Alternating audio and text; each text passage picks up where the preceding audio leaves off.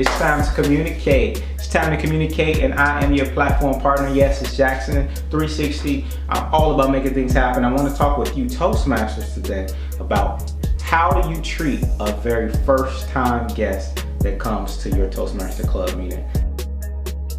Into it. So how do you treat a first time guest at your Toastmasters Club? Now the answer may seem very simple, and the answer may seem like, well, you just be kind and be nice to them.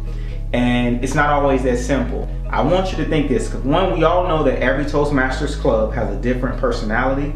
It has different expectations. So first and foremost is that you got to know what is the personality of your club, what do you guys represent, what are you all about, and what type of members are you all even really looking for. And when you know this, it's better, yeah, you're gonna still be nice and kind. I'm gonna talk a little bit more about this treating the guests, but you have to know this when you're treating your guests, so that way you can set up good expectations. And always remember this, the person who comes to your meeting as guest may not always be the person who joins. They may refer someone else who joins. Are you a good place for people to refer other people to? Because I know some clubs that are like advanced and they're very selective with who they choose. They don't just let any guest join. Sometimes there's a selection process. They got to fill out an application. They may or may not be allowed in the club. These things you want to be aware of. Is your club only looking for managers, or you're only looking for advanced people, or are you just looking for any and everybody who wants to join? There's no right or wrong, but you need to know what your club wants. But I will say this, if you're looking for just any and everybody who wants to join, there's something maybe in the marketing that you guys should change, because some of the best companies, they target specific people and they don't just work with everybody. And I learned that in sales as well, is that if you're trying to sell to everybody, you're missing the right key people. And sometimes it's better to have 20 of the right people than to have 50 of people that are really not that serious and not committed. So now let's get to the portion where we talk about how do you actually treat these people and how do you interact with them. Well, I'm going to say the SWOT method, I think, is the number one thing everyone should be using. The SWOT method. That's SWAT. That's called Special Winning Attitude Team. Now, I want to give you an example of something that I learned that works really, really well in network marketing. I've learned this working in corporate America. This is great because remember, it's all about sales at the end of the day and recruiting. So I'm talking to you as a recruiter, as a salesperson. So firstly, if you can gather some information about the people that are your guests, meaning the 80-20 rule. That means when you conversate with them, 80% of the conversation should be about them and only 20% about you and your club. So when you're talking with them, I want for you to ask questions. Hey, what brings you to Toastmasters? What's your name, first of all? What are you interested in? Is it your job, school, work? What are your goals? What are your major challenges when it comes to Toastmasters? Are you looking to be an author? So when you know what their challenges are, they may say, well, you know what, I'm only available once a month, or I'm only looking for a club that I can, really do advanced stuff. Like when you know this, now it's easier for you to interact with them later and give them what they want. See, one problem, the mistake that most Toastmasters make is you just want anybody that comes to your club, like, yeah, you're here, we want to recruit you, and you don't know what they're really looking for, you don't know their real challenges, so therefore how can you really help them? So this is not a one-size-fits-all method that you should be using, but however, most Toastmasters make that mistake. So this is a part of the Special Winning Attitude Team. And the Special Winning Attitude Team, this is what they understand. You train all of the members that make it 80-20. Conversate, ask them what they're into. Now, let's say I got a person who's interested. This is what we would do in network marketing. So we got a guest. The guest her name is Charlene. Charlene comes in, she says, yes, I'm really into sports. I'm an athlete. And I'm really into basketball. And she also says, I also like beauty pageants. Really? So you wanna, so tell me a little bit more. What's your experience with beauty pageants? She starts talking. What you do is, let's say you got another member of your club who's the VP of whatever. that person may happen to also be into beauty pageants or basketball. Immediately what you should do is hand over that conversation.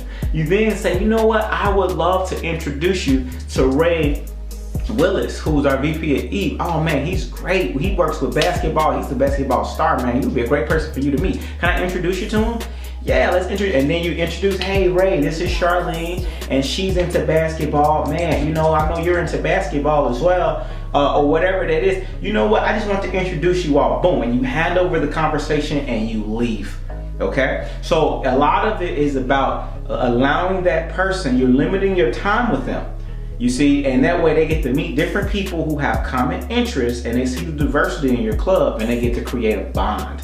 All right, and then Ray may then talk to Charlene for 2 minutes and then hand her over to someone else. And that's perfectly fine, especially if these people are trained. A big mistake that most Toastmasters are making is you got one person that's just hogging all of the conversation, and they want to talk with the guests and sell them and just tell them everything about Toastmasters. And that is a huge mistake. You're verbally vomiting on people. And honestly, what you're doing is you're making yourself seem like you have less value, because it's no different from the dating world or anything. Anytime something's easily accessible, we take it for granted. So you gotta limit your time with them, pass them over to someone else, and people will respect you more. But do it in a friendly way, all right? So the SWAT team, let's get back to that. So after you understand that 80-20 rule and you wanna share this person in terms of helping them meet other people, here's the second thing.